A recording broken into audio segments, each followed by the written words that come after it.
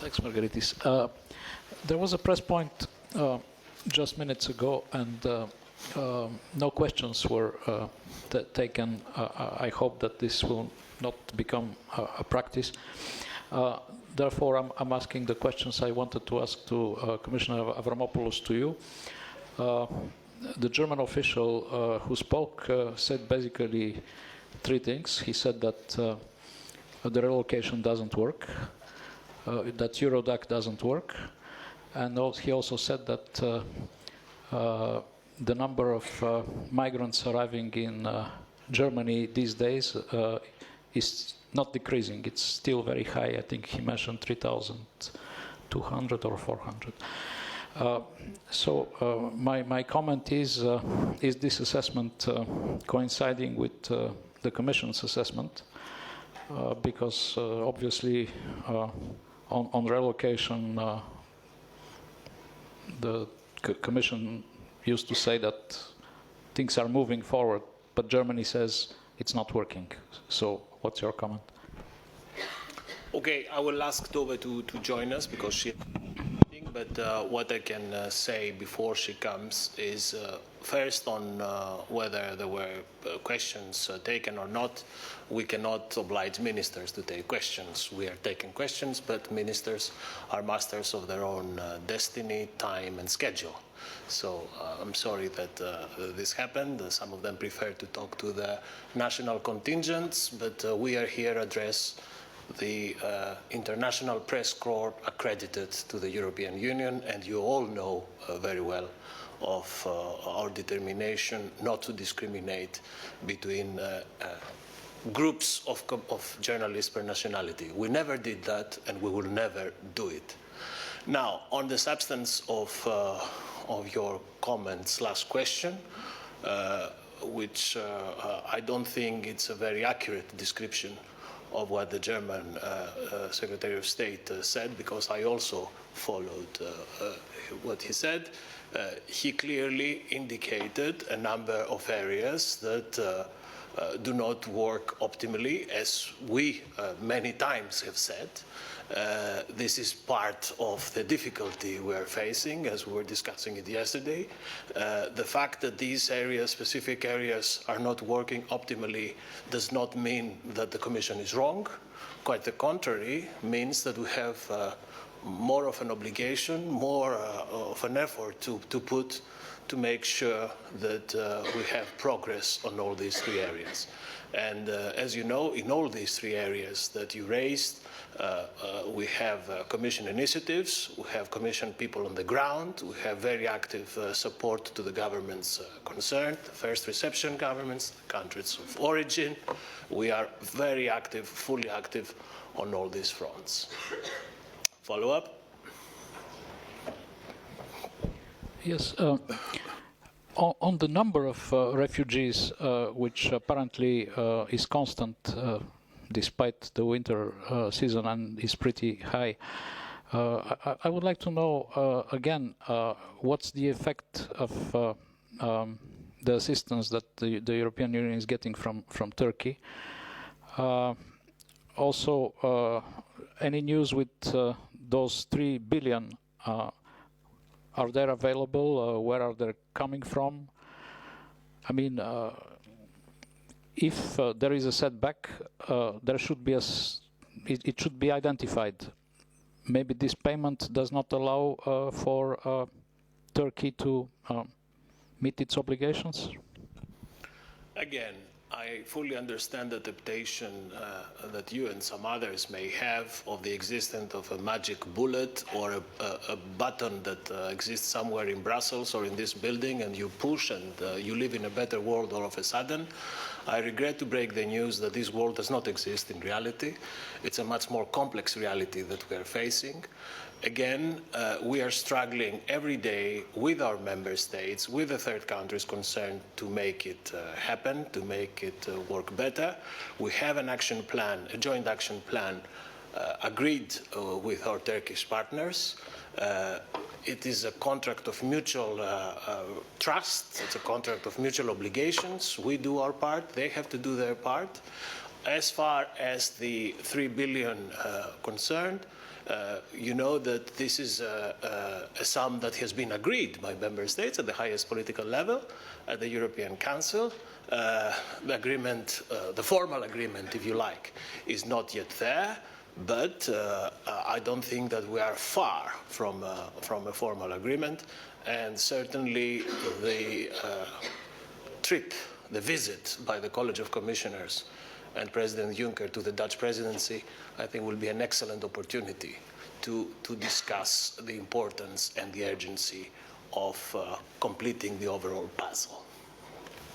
Tom.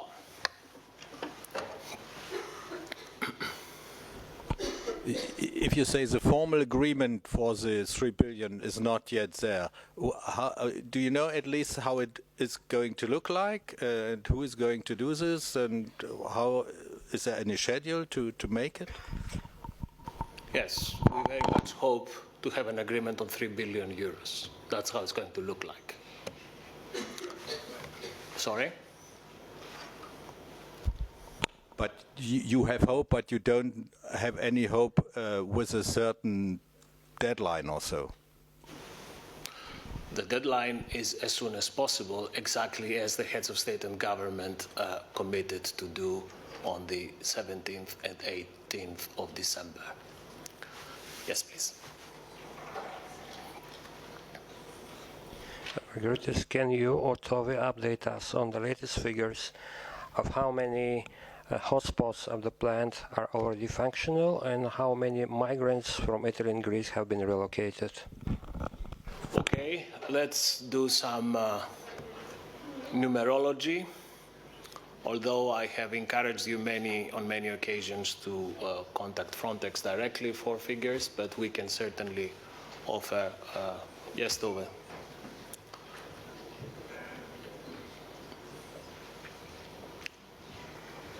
On hotspots and the capacities.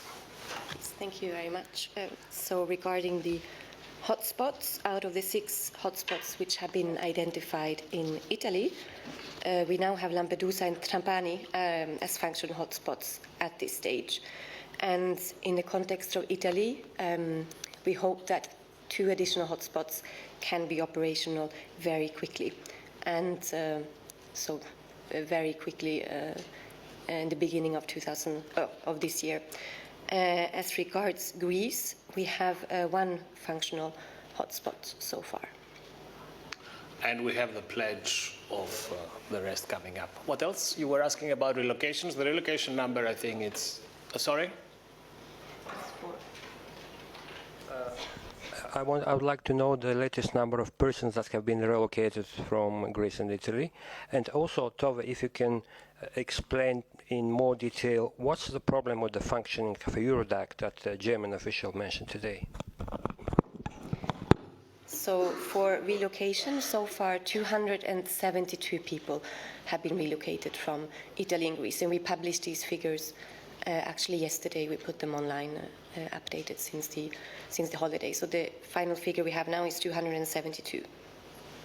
On Eurodac? And regarding Eurodac, obviously, we'll not be able to interpret the statements made by the German representative, but the Commission has, of course, and is still pushing member states to make use of the Eurodac system and systematically register all arrivals, be it asylum seekers or irregular entries into the European Union. So everyone should be registered in the Eurodac system. And that is also why Frontex and EASO is helping, for example, Italy and Greece in the hotspot areas with the registration, with the fingerprinting, to make sure that everyone who enters is duly accounted for in the Eurodac system. Yes, at the very back. Yes, please. Yes, go ahead. Kasia Szymańska, Radio Polonaise, RMF. J'ai une question parce que... I have a question about the state of play document. You referred to the relocation state of play. I see that Poland is referred to. There's 100 available places, apparently, that they've said.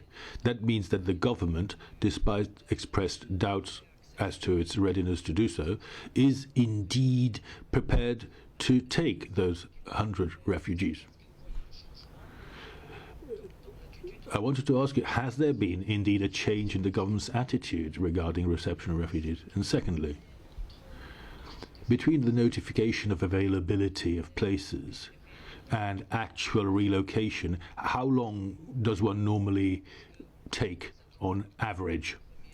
Or when can we expect, in this case, the first relocation to take place? And on the same information sheet, I see a reference to 5 or 6 countries having a problem, at least, well, they haven't sent liaison officers to Greece. I suppose that's part of the problem we're talking about. The mic's been cut off just now. We didn't hear the end of the question. Take another one.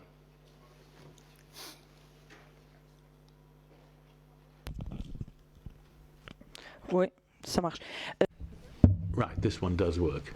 So, yes, the question basically is, what's the problem with those missing liaison officers that were supposed to have been sent to hotspots? We'll answer your questions.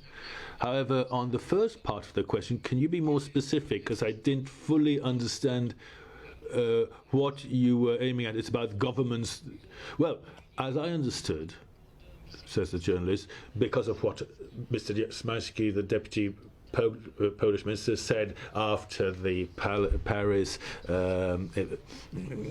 terror attacks about the readiness of Poland to follow up on the decision the previous government had taken before the election in September as to relocation, and that there were questions as to whether or not the current government was committed to that relocation. I see, however, now that they've notified 100 places being available for relocation. Does that mean that they actually have decided to change tack on that? And, you know, is this a change of tack? The spokesman: well, I don't like making a complex issue like this too national. Relocation is systemic, it's complicated, it's global. We've often talked about this before. I don't like getting into particularizing issues. But, however, the decision is acquis communautaire. It's community law. It's an obligation. It was entered into at community level, which means all member states have an obligation to comply and fulfill with the agreements which they sign transparently in Council and Parliament with co-decision, etc., etc. I'm not going to go back as to whether or not people do this or that. The obligation exists. Now one has to create the context where it can be put into reality, and that's all I can say on that point. On the liaison officers, perhaps my colleague can reply. Well, not all member states have indeed sent their liaison officers at this moment yet. I can't tell you specifically why some countries haven't. You'd have to ask those countries for that information. But the information is regularly updated. It's part of what we put on the yesterday on which member states had sent what liaison officers, and that's all we can do. Is that a follow-up? Go ahead. My other question was, how long does it take between notifying that places are available in a country and the actual relocation taking place? Do you have a reply for how long it takes on average? Well, as to the time lag between the notification of readiness and the actual physical relocation, there is actually no average because it depends on Greece, Italy, and whatever member state for relocation is indicated. It's not something that we can really standardize. On this side, Griselda. And a Happy New Year to you, Griselda.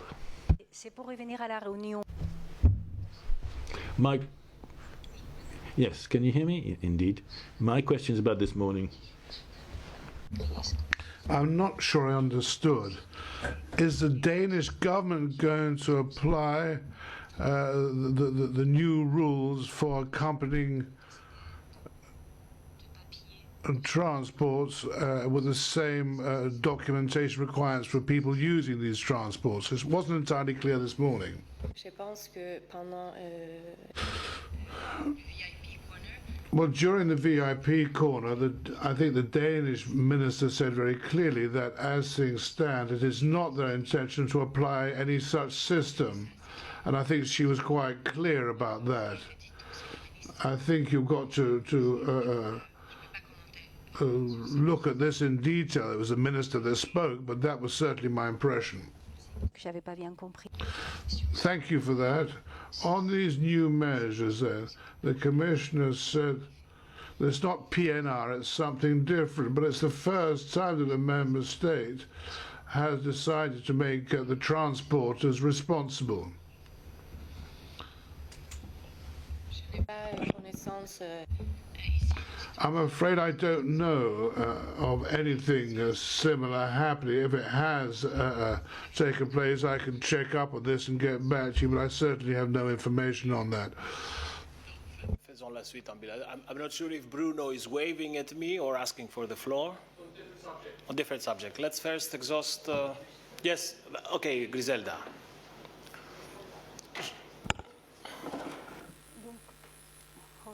Pardon. Bon. Je voulais pas être si longue, je suis désolée. So I just wanted to know that from today, is the Commissioner convinced by this new measure, or does this still require a few days to check whether this is proper or not? You're talking about the Swedish measures. Yes, we're still analyzing those measures. The pity is you missed yesterday's briefing where we went into all of this. Anything else for Tove? Yes, hello, Hans van der Borch from Politico. I have a question on Denmark and the border controls. Normally, as I understand it, with the Schengen border code, there has to be like a certain situation justifying it.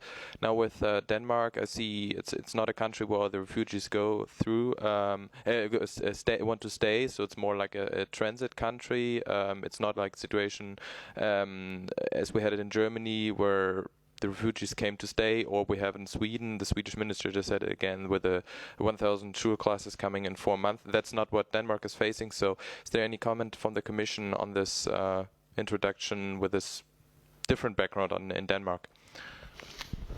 Sorry, what is the question? The question is for a comment on that. Is the Commission agreeing that this is a justified reason for reintroducing border controls?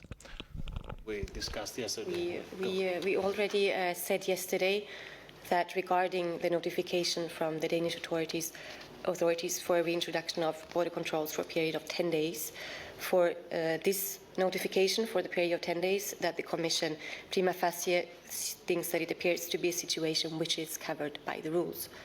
Yes, all this was discussed extensively yesterday, so I think that there's no point of going. Thank you, Tove. Thanks again. Bruno. Happy New Year.